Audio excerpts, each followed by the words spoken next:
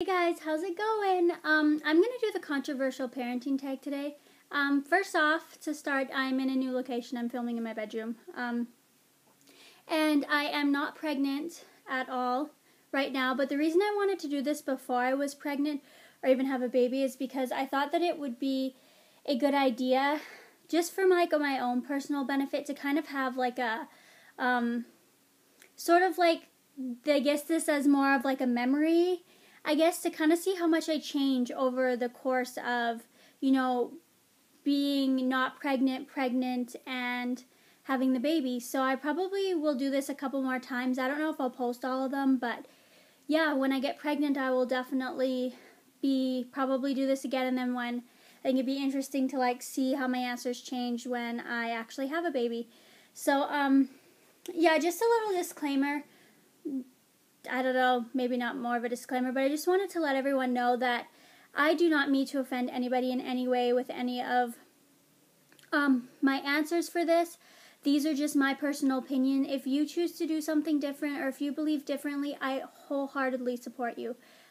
This is just personally how I feel about things and how, this is what I would do with my child. So, like I said, I don't mean to offend anybody, and I will try to be as diplomatic and, understanding with my answers as possible, if that kind of makes sense. So, I'm not doing this to tell anybody that what they do is bad or whatever. I am happy with whatever people do. This is just personally what I want to do. So, enough said, let's get started. I'm just going to pull them up on my phone really quick. Here on my phone. So I'm just going to read them off. First one is pro-life versus pro-choice. Personally, for me, I am pro-life. I don't personally believe in abortion. It's not something that I would ever do or something that I would feel comfortable with. However, I also am a little bit pro-choice, I guess. I feel that people should have their decisions. I do have a feel like there should be some more strict laws about abortion. I don't think that they should allow it to go for so long. I think that there should be a cutoff, whatever that may be, first trimester, second trimester. I just don't think that you should be allowed to have an abortion almost up until you deliver. To me, that's not right. But like I said, it's not for me. I don't personally believe in it, but that doesn't necessarily mean that I think that I should make someone else's decisions. So yeah, that's how I feel about that. The second one is baby wearing. I'm for baby wearing. At this point, I don't know. I guess I don't really know why this would be controversial, but maybe it's the whole idea that you're not putting down your baby and they're not learning to be independent, but I am all for, sorry, my hair's kind of crazy. I am all for baby wearing. The second one is circumcision. Personally on this one, if we have a son, I don't know if we will circumcise, but we haven't really gotten to that yet, so I don't really 100% know. I'd have to do more research, but so far from what I've read in the research that I've done, we don't feel comfortable with circumcision, but that will be something when I get pregnant, and if I have a boy, I will make a video about it on whether or not we choose to do it. But the second one is adoption, and I don't know how anybody could be against adoption. I totally understand the idea of not ever being able to imagine giving up your baby. I totally understand that, but adoption is such a beautiful thing, and for someone like me who struggles with infertility, the fact that a girl could be that selfless to give me her child, if whatever happens and I can't end up having one myself, like that to me just like warms my heart, and just like I just can't even express how much I, admire and adore those girls. I couldn't imagine doing what they're doing, and the selflessness that they have to be able to realize that they can't give the baby the life that they want to give it and being able to give it to someone else. So I am for adoption. Next one is baby piercing. I don't know how I feel about this. I'm kind of like, maybe I'm crazy, but I kind of like gauge it on the same lines as like circumcision. Like I kind of feel like it's altering my child's body without giving them, without them consenting to it. So I don't know. I understand that there's people that like do it for family tradition. Is that awesome? And I have tons of friends and family that do it So I'm not against it. I just don't really know if personally I would choose to do that for my child. But I have no problem if anybody else does it. Breast milk versus formula. I am breast milk, definitely. I think breast milk. However, there is formula there for a reason. And, you know, if you can't breastfeed, I don't think you should beat yourself up about it. You know, for me personally, it would be devastating and heartbreaking if I couldn't breastfeed. But having said that, I am so, so thankful that there is formula. And you know what? If for you breastfeeding isn't right and formula feeding is what you do, at least you're feeding your baby, right? Like, you're giving it the best that you can give it. And that's really all that matters in the end.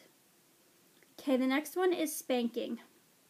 I personally don't believe in spanking, but that's not to say never. Like, that's not to say I wouldn't ever do it. I don't know. That sounds really terrible, but at this point, spanking will not be a form of discipline in our house. It will not be a main form of discipline. That's not to say our kids will never get a little spank on the bum, but, I mean, I don't know. I guess we'll see. I feel like that one's such a controversial one. Like, if I'm okay with it, then, like, I'm going to be bad, which I'm not okay with it, but I don't know. That's pretty much my answer. I don't believe in spanking. It will not be a form of discipline in our house. I don't feel like it teaches anything besides pain, so it will not be. But co-sleeping. I'm completely for co-sleeping. Personally, it's not for us. Me and my husband have discussed this, and we just both don't feel comfortable with it. I would love to co-sleep. I honestly would, but I can't trust myself. Well, I can trust myself that I wouldn't roll over on the baby, but my husband just feels like he's too heavy of a sleeper, and I would have to agree he's a little bit too erratic and too heavy of a sleeper. Like, I mean, he's punched me in the face before. He's rolled over on top of me. So I just don't really know if we could trust that he wouldn't hurt a baby if it was in the bed. And he has already, you know, told me that personally he wouldn't be able to get a good night's sleep and he wouldn't feel comfortable. So as for co-sleeping 100%, that's a no. However, I could see us doing like a sidecar sort of thing where there's like a bassinet beside our bed that's sort of attached to our bed, or I could see me sleeping maybe in the morning if the baby wakes up at like 4 or 5 for feeding, bringing them into the bed. But as for 100% sleeping in our bed, we are not for co-sleeping. However, I admire people that can do it, and I would love to say that I'd be able to do it, but it's just, yeah. Home versus public versus private versus charter school. This one's kind of interesting for me. For the longest time, I was completely against homeschool, like not ever. But lately I've just had this thought and had these thoughts and feelings that, you know what, maybe I should start thinking a little bit more about homeschool and, you know, that road. Right now I'm currently in school and I haven't quite decided what I want to major in yet. But, you know, the thoughts with homeschool and stuff, I was like, you know, maybe this is something I should put a little bit more thought and faith into and stuff, because maybe I will decide that homeschooling is for us. At this point, I don't really feel comfortable with public school. If I had my way, I would do private, or here in Utah, they have what's called charter school. But it's not like a charter school where you send your kid off and you don't see them ever. It's just like regular school, but it's like the kids can work at their own pace and the class sizes are smaller and they get, you know, a better education because of that. So personally, for me, I would love to do private or chartered, or I guess I've been thinking about the possibility of homeschool, but I don't know. Well, that'll be something that I'll probably talk more about once I know a little bit more, but at this point, yeah, that's where I am at. The next one is vaccinations. Whoa, sorry, the lighting just got really weird. The sun went behind a cloud. I don't know. I have a nephew and a sister-in-law that have autism, and my mother-in-law encourages us to do a delayed vaccination. I have been so on the fence with vaccines.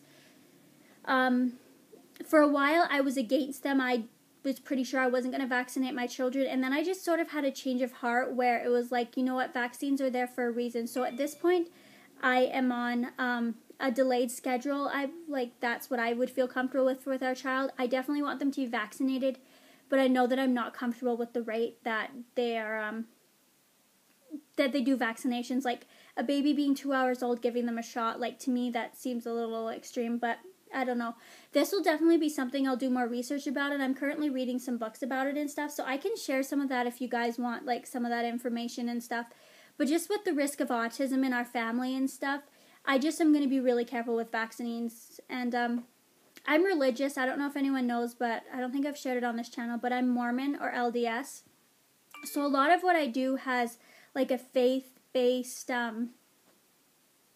values behind it. Like I kind of just go with my gut and how I generally feel, and I'll sort of pray about stuff. So that'll probably be something that will be like I'll pray about, or I'll like see how I feel about it at the time. I really do a lot of stuff by how I generally feel about it.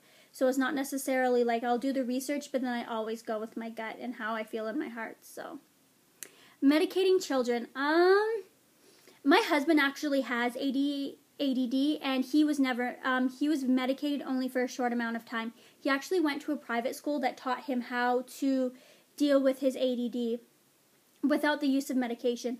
So for me, I probably, if we had a child with ADD, because of my husband having gone to such a good private school and being able to keep himself focused and keep himself in line strictly by the things that they've taught him, and the tips and tricks that they've given him to help him without being medicated, I probably will choose not to medicate our children if they are. However, if they have something very serious and it needs medication, I don't know.